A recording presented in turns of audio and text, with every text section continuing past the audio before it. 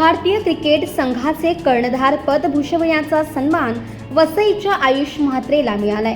आयुषचे कुटुंबीय, वसई आणि संपूर्ण महाराष्ट्राला अभिमान वाटेल असा हा क्षण आहे। या दैदिप्यमान यशापर्यंत पोहोचण्याचा आयुषचा संघर्ष सोपा नव्हता। कुटुंबाने दिलेल्या खंबीर पाठबळाच्या जोरावर समोर आलेल्या परिस्थितीसोबत दोन हात करत आयुष या निर्णायक टप्प्यावर पोहोचलाय।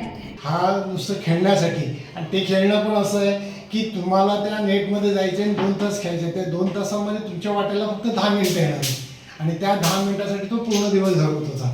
आणि त्यांनी ते अहोरात्र म्हणजे त्यासाठी कधीही म्हणजे त्यांनी तिकडे शाळा पण तिकडेच केली, पण कधी मी शाळेत जाणार नाही, मी प्रॅक्टिसला जाणार नाही, हा कधी त्याच्याकडे नकार हा विषय आला नाही।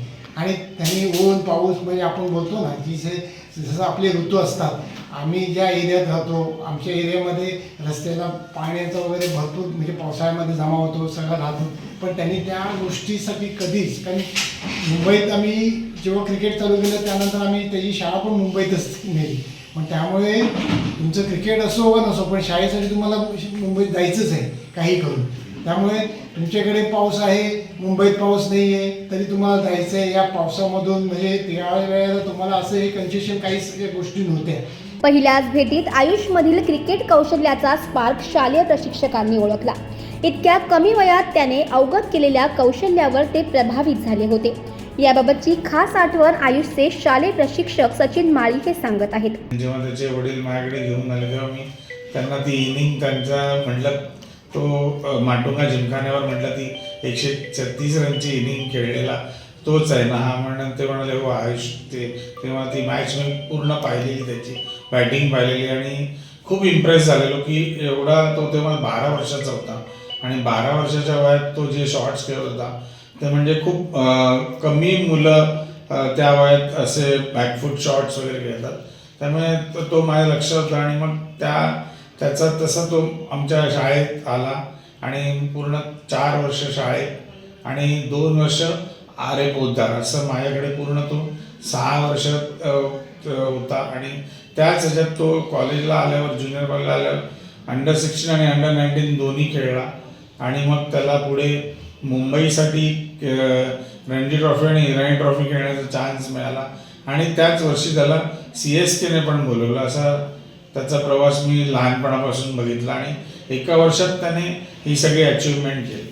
आजपर्यंत अनेक टुर्नामेंट खेळण्याचा बहुमान आयुषने प्राप्त केलाय, पण कर्णधार पदाची संधी मिळणं ही बाब विशेष असल्याचे त्याच्या प्रशिक्षकांना वाटतंय। किती तुम्ही टुर्नामेंट्स खेळा, किती तुम्ही वर्ल्ड कप्स खेळा, पण कॅप्टन एकच असतो। 4 वर्षात 4 वर्ल्ड कप खेळलो तर आम्हाला 4च कॅप्टन असतात।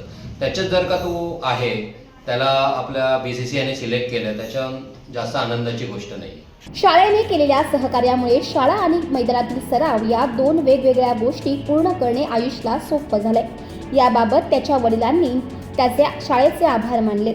स्ट्रगल हा विषय जो आहे तो थोडासा इझी झाला, कारण कसं होतं की खेळ करत असताना शाळेचं पण तेच रुटीन ठेवायचं आहे, त्याची बॅलन्स करायचं आहे। त्यावेळेला शाळेने आम्हाला जास्त प्रेशर कधी काही दिलं नाही, त्यांनी त्यांना मॅनेज केलं व्यवस्थित।